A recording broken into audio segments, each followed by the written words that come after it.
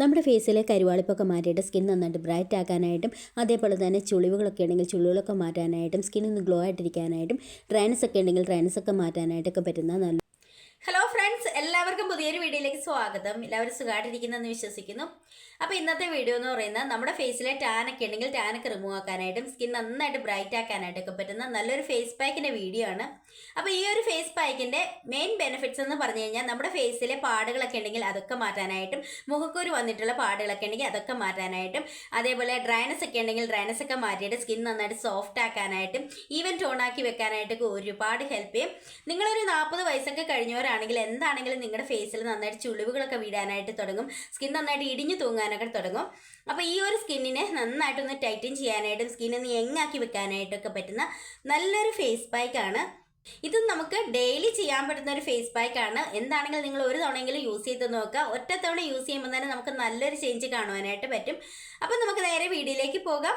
വീഡിയോയിലേക്ക് പോകുന്നതിന് മുന്നേ ആദ്യമായിട്ട് കാണുന്ന കൂട്ടുകാർ ആരെങ്കിലും ഉണ്ടെങ്കിൽ ഒന്ന് സബ്സ്ക്രൈബ് ചെയ്തിട്ട് കാണുക. ഇഷ്ടപ്പെട്ടാൽ ലൈക്ക് ചെയ്യുക, ഷെയർ ചെയ്യുക, കമൻറ്റ് ചെയ്യുക. അപ്പം നമുക്ക് നേരെ വീഡിയോ കാണാം.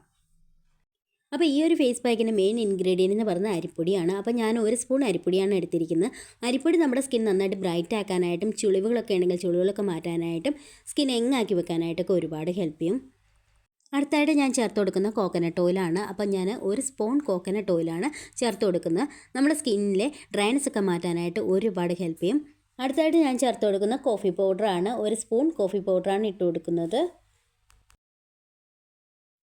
ഇനി ഞാൻ എടുത്തിരിക്കുന്നത് മഞ്ഞളാണ് കേട്ടോ. അപ്പോൾ ഇത് മഞ്ഞൾ നമ്മൾ ചെറുതായിട്ടൊന്ന് ഫ്രൈ ചെയ്ത് ബ്രൗൺ കളറിലേക്ക് ആക്കിയിട്ടുള്ള മഞ്ഞൾപ്പൊടിയാണ് കേട്ടോ, അല്ലാതെ കോഫി പൗഡർ അല്ല. നമ്മൾ അരിപ്പൊടിയൊക്കെ വറുത്തെടുക്കുന്ന പോലെ മഞ്ഞൾ വറുക്കുമ്പോഴത്തേക്കും ഇതേപോലെ കോഫി പൗഡറിൻ്റെ കളറിലേക്ക് കിട്ടും.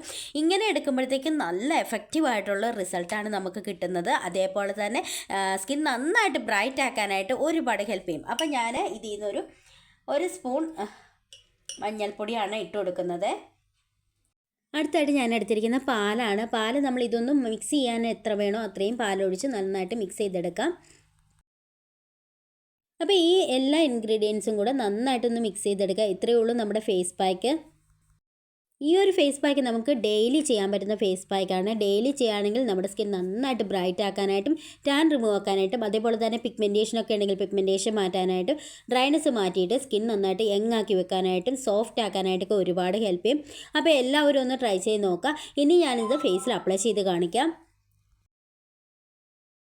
അപ്പം നമ്മുടെ ഫേസ് പാക്ക് ഇവിടെ റെഡി ആയിട്ടുണ്ട്. ഇത് നമുക്ക് ഡെയിലി ചെയ്യാൻ പറ്റുന്ന ഫേസ് പാക്കാണ്. അതേപോലെ തന്നെ ഒറ്റ തവണ യൂസ് ചെയ്യുമ്പോൾ തന്നെ നമുക്ക് നല്ലൊരു ചേഞ്ച് കാണുവാനായിട്ട് പറ്റും. ഇനി ഞാനിത് ഫേസിൽ അപ്ലൈ ചെയ്യാനായിട്ട് പോവുകയാണ്. അപ്ലൈ ചെയ്യുന്നതിന് മുന്നേ ഫേസ് നന്നായിട്ട് വാഷ് ചെയ്തിരിക്കണം.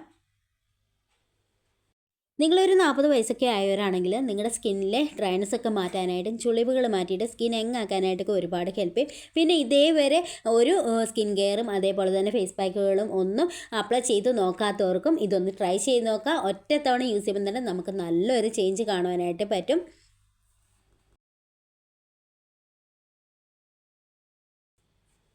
അപ്പം ഞാനിത് അപ്ലൈ ചെയ്ത് കഴിഞ്ഞു. ഇനി നമുക്കൊരു 10 മിനിറ്റ്സ് വെച്ചിട്ട് നമുക്ക് വാഷ് ചെയ്യാം. വാഷ് ചെയ്തിട്ട് കാണിക്കാം.